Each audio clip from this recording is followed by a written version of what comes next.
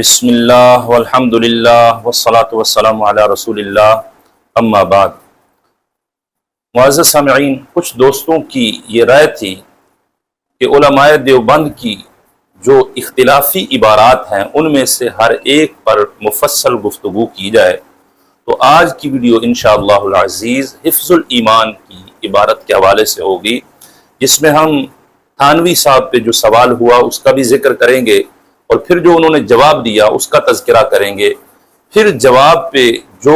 کفر کا فتویٰ لگا اس کے بعد جو تھانوی صاحب نے وضاحتی بیان دیا بسط البنان کے اندر، اس کا بھی ہم تذکرہ کریں گے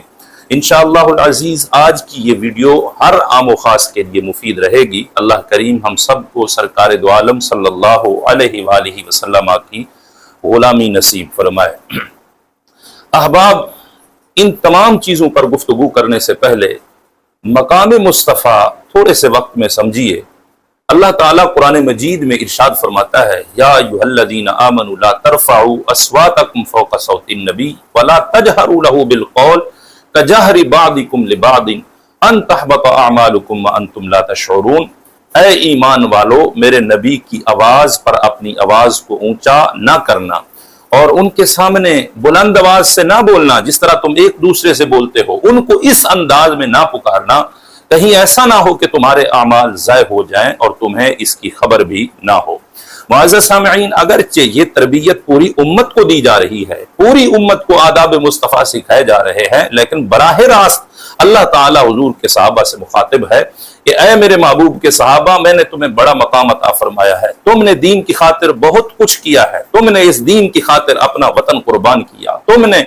اس دین کی خاطر اپنا خاندان چھوڑا، تم نے اس دین کی خاطر اپنے بچے کٹوائے ہیں، تم نے اس دین کی خاطر ہجرت کی ہے، تم نے اس دین کی خاطر میری راہ میں جہاد کیا ہے، سب کچھ کیا ہے، اور میں نے تمہیں یہاں تک رتبہ عطا فرمایا، میرے محبوب کا دیدار کرنے کی وجہ سے تم اس مقام پہ پہنچے کہ ساری کائنات کے غوث قطب ابدال مل کے تمہاری گرد راہ کو بھی نہیں پہنچ سکتے، لیکن میرے محبوب کے صحابہ یاد رکھنا، یہ سب کچھ میں نے تمہیں اپنے محبوب کی وجہ سے عطا کیا ہے، حضور کی برکت سے تمہیں ملا ہے، کبھی غلطی نہ کرنا، میرے محبوب کے سامنے اپنی آوازیں اونچی نہ کرنا، میرے محبوب علیہ السلام کے سامنے کبھی چلانا نہیں۔ اگر تم نے ایسا کیا، پھر میں نے یہ نہیں دیکھنا کہ تم نے دین کا کام کتنا کیا ہے، پھر میں نے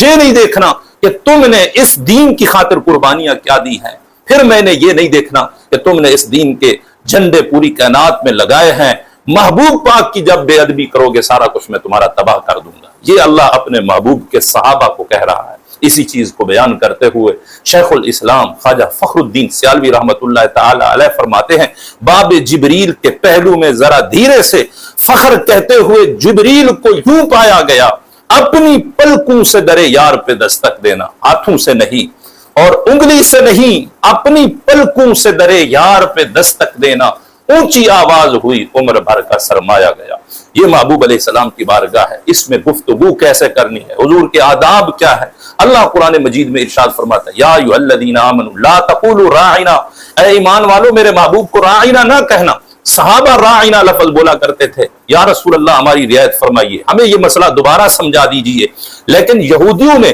اس لفظ کے اندر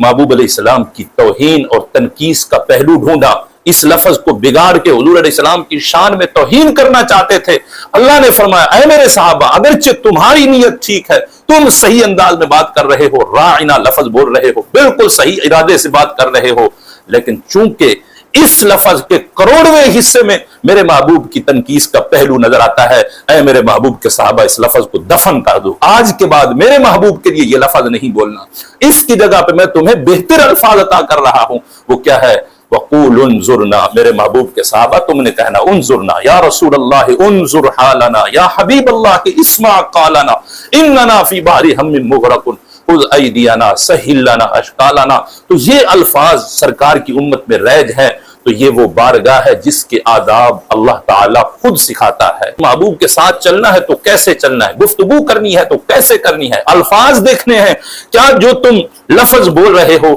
وہ بارگاہ رسالت کے لائق بھی ہیں یا نہیں، وہ منصب رسالت کے لائق بھی ہیں یا نہیں۔ تو صاحبو اس چیز کو سمجھیے۔ اب ہم گفتگو کرتے ہیں تھانوی صاحب کی عبارت پہ، ان سے کیا سوال کیا گیا؟ دیکھیے ان کی کتاب حفظ الایمان کے صفحہ نمبر 2 پہ وہ سوال موجود ہے۔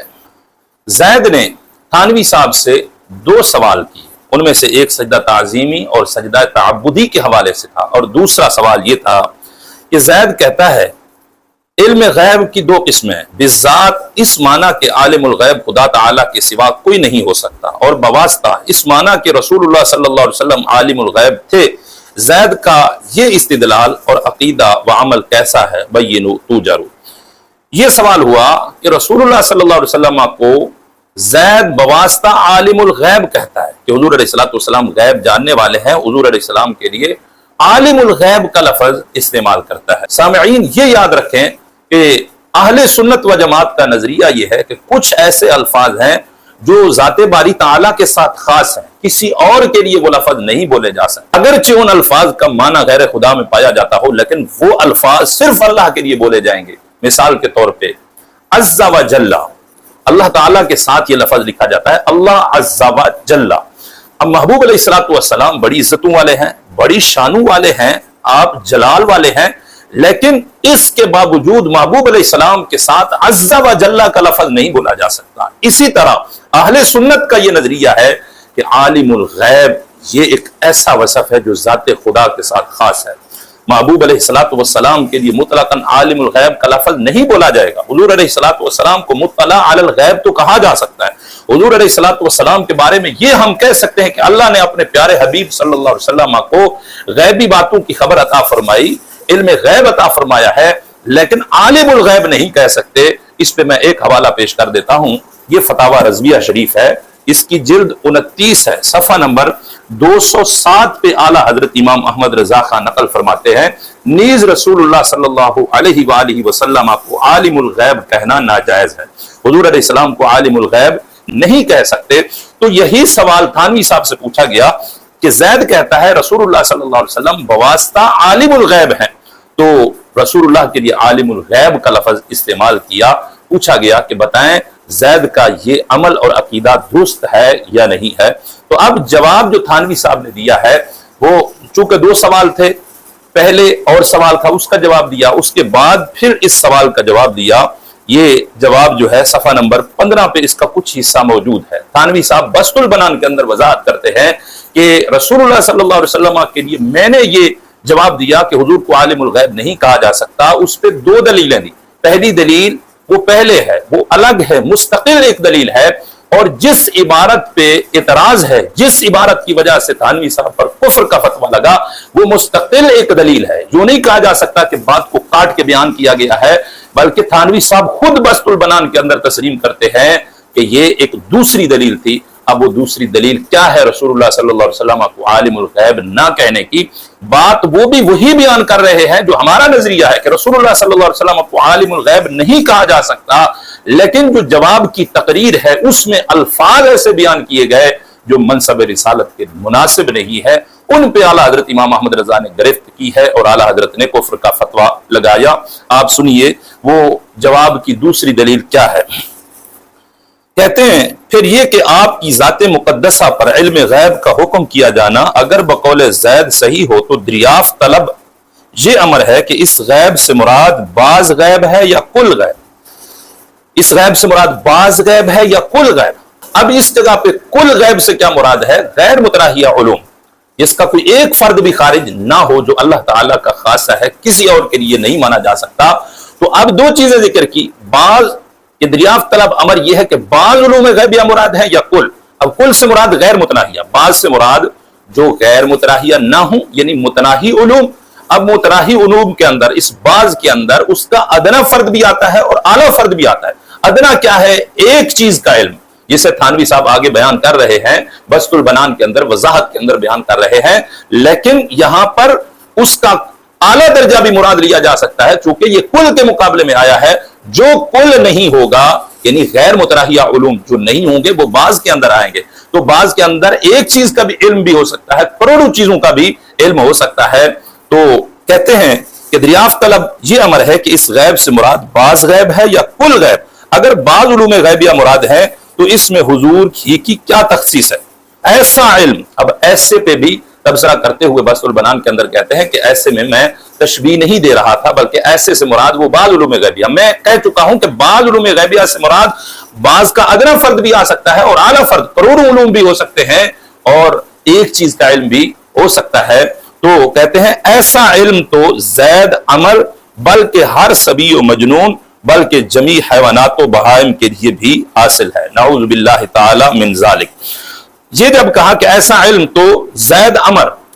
عمر بکر، جب چند نام بولے جائیں تو اس سے مراد یہ ہوتا ہے کہ یہ ہر عام و خاص کے لیے حاصل ہے، یعنی رسول اللہ صلی اللہ علیہ وسلم کے لیے ایک چیز کا علم مانو یا کئی چیزوں کا علم مانو یا کروڑوں چیزوں کا علم مانو، یہ تو ہر عام و خاص کو حاصل ہوتا ہے، کسی کو زیادہ چیزوں کا علم حاصل ہوتا ہے، کسی کو کم چیزوں کا علم حاصل ہوتا ہے۔ اور کہتے ہیں اس میں حضور کی کیا تخصیص ہے، پہلے زید عمر کا نام لے کر یہ کہا کہ ہر عام و خاص کو حاصل ہے، مزید آگے گفتگو کی، اگر اس کی جگہ پہ کوئی اور بہتر جملہ لایا جاتا کام چل سکتا تھا، یوں بھی کہہ سکتے تھے اپنا نظریہ بیان کرتے ہوئے کہ ایسا علم تو ہر کسی کے پاس ہے۔ اس میں بھی گستاخی تھی، اس میں بھی تنقیص تھی، لیکن وہ چیز نہیں تھی جو موجودہ عبارت کے اندر ہے۔ موجودہ عبارت کے اندر صراحت کی کہ ایسا علم تو زید عمر کے پاس، بلکہ یعنی بات زید عمر پہ نہیں رکی، آگے جاتے ہیں، بلکہ ہر صبی یعنی ہر بچے کے پاس بھی موجود ہے۔ بچہ جو شریعت میں مکلف نہیں ہے، جس کو شریعت نے اہل نہیں سمجھا حقوق اللہ اور حقوق العباد کی ادائیگی کا، اس کے بارے میں کہہ رہا ہے کہ ایسا علم تو ہر بچے کے پاس ہے۔ چلو بچے کی بات ہوئی، یہاں تک بھی بات نہ ختم ہوئی، مزید آگے بڑھتے ہیں، بلکہ ہر صبی و مجنون یعنی دیوانہ شخص جو عقل کھو بیٹھا ہو، جس کو ماں بہن کا پتہ نہ ہو، جس کو اپنی بیوی بہن اور ماں کے درمیان تمیز نہ رہی ہو، عقل کھو چکا ہو، مفلوج جو ذہن ہو چکا ہو، اس کے ساتھ تشبیہ دی جا رہی ہے کہ ایسا علم تو ہر مجنون کے پاس ہے۔ مجنون پہ بھی بات ختم نہیں ہوئی، غصہ مزید نکالا، زید عمر بکر بچہ اور مجنون، ٹھیک ہے ان کے ساتھ بھی تشبیہ نہ ہوتی، لیکن پھر بھی یہ اشرف المخلوقات میں آتے ہیں، بات ادھر تک ہوتی پھر بھی کچھ نہ کچھ سمجھا جا سکتا تھا، اگرچہ اس میں بھی توہین، لیکن بات یہاں تک بھی ختم نہیں ہوئی، مزید آگے بڑھاتے ہیں، کہتے ہیں کہ بلکہ جمیع حیوانات و بہائم کے لیے بھی حاصل ہے، یعنی جانور جن کا عقل کے ساتھ کوئی واسطہ ہی نہیں، انسان اور جانوروں میں فرق اس عقل کی وجہ سے ہے، تو کہا جمیع حیوانات و بہائم کو بھی حاصل ہے، اعوذ باللہ تعالی من ذالک۔ یہاں تک بات آئی، میں آپ سے پوچھتا ہوں